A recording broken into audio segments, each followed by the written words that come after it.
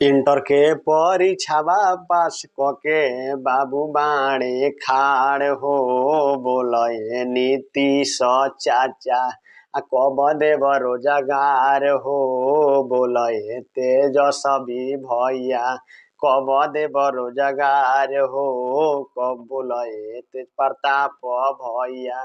कब देव रोजगार हो बोले चिराग भैया कब देव रोजगार हो बोले सम्राट चाचा कब देव रोजगार हो बोले तेजस्वी भैया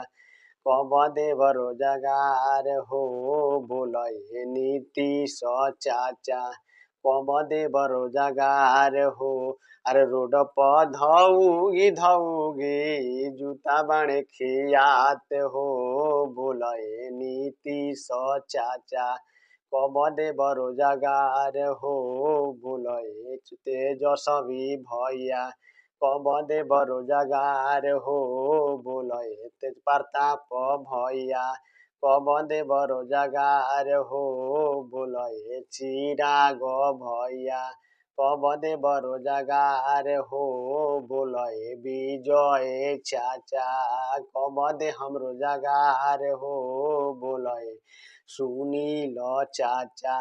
कब देव रोजगार हो बोले सम्राट चाचा कब देव रोजगार हो।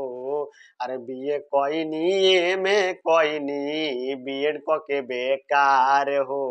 बोले नीतीश चाचा कब देव रोजगार हो बोले तेजस्वी भैया कब देव रोजगार हो बोले तेज प्रताप भैया कब दे हम रोजगार हो बोले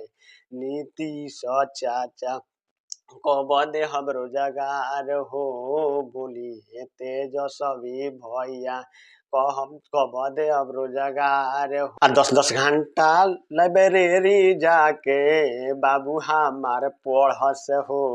बोले नीतीश चाचा कब देव रोजगार हो बोले तेज प्रताप भैया कब देव रोजगार हो बोले तेजस्वी भैया कब मिली रोजगार हो बोले तेज प्रताप भैया कब मिली रोजगार हो बोले सम्राट चाचा कब मिली रोजगार हो बोले सुनील चाचा कब मिली रोजगार हो बोले मोदी चाचा कब मिली रोजगार हो बोले विजय चाचा